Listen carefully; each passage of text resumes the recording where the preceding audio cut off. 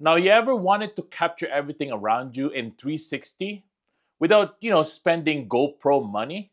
Well, I strapped the AKASO 360 camera to my e-bike and went for a ride to find out if this budget-friendly cam is actually any good.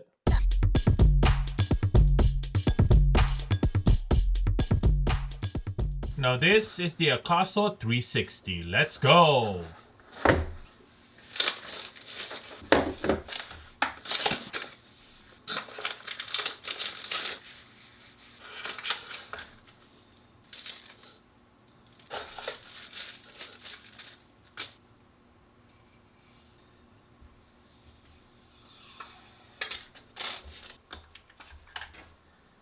Now, right off the bat, the camera feels compact and solid.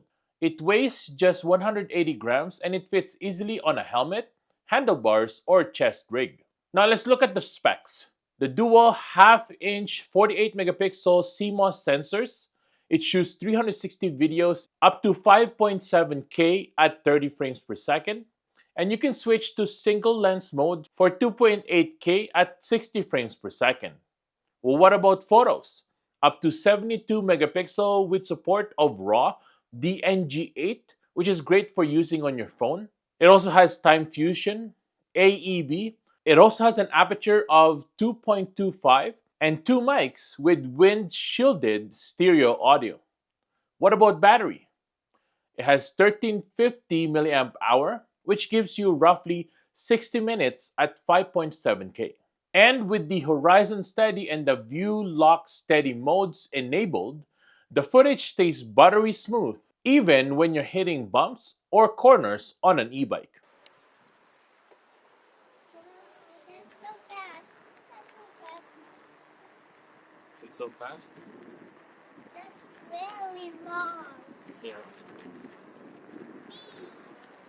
Now, editing the 360 footage used to be a nightmare. But the AKASO 360 app is registration free, intuitive, and lets you reframe, crop, and export everything right from your phone. Super beginner friendly. Now, I personally like the Mac app. This is also available for PC. And basically, with this, you have more options to reframe your footage. Now, here, there's an option to do keyframes where you can adjust keyframes wherever you want.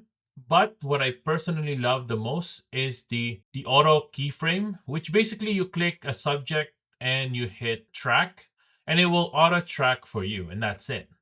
So you can do this for your whole footage and you're good to go. Now, I'm biking hands free right now, and the AKASO 360 is capturing everything. From the open trail in front of me to the cars behind, the invisible selfie stick makes it feel like a floating drone is following me. Now, the camera is not waterproof by default, but it's weatherproof, so a little drizzle didn't bother it. Low light footage, it's also usable, but expect grain. Best performance is in full daylight. Now, for those of you who are wondering how to set it up, and basically you just download the AKASO 360 app from the App Store or the Google Play Store. It works for Android as well, yes. Once you've downloaded the app, basically it's super easy. It will detect the AKASO 360 with your phone or the app. And you're just gonna allow the location-based photos and photo albums and all that stuff. Once you do that, you hit the button on the middle there with the blue, and it'll detect the camera. You can now update the firmware through this, and after that, you're ready to use it. So when you're outside and you're taking videos, you don't need the phone for this, but I'm just showing you that it's connected to our phone right now because we already had it connected. But basically, all you're gonna do is turn on the AKASO 360 camera by clicking that. And to record, you're just gonna hit this once, this button in the front. After that though, I'm gonna show you guys right now. Once you have all the footage, you can now go to that button or on the bottom left there. Basically, all your footage will be shown over here. Now with that, what you can do is let's look at this footage right here. And from this, now you can edit your videos. You can make it flat like so, or you can make it 360 like so. There's also a few things like lens stitching, Stitching enhancement, you can change that as well with optical flow there. Or the lens color aberration correction. There's also the color space. You can change all that.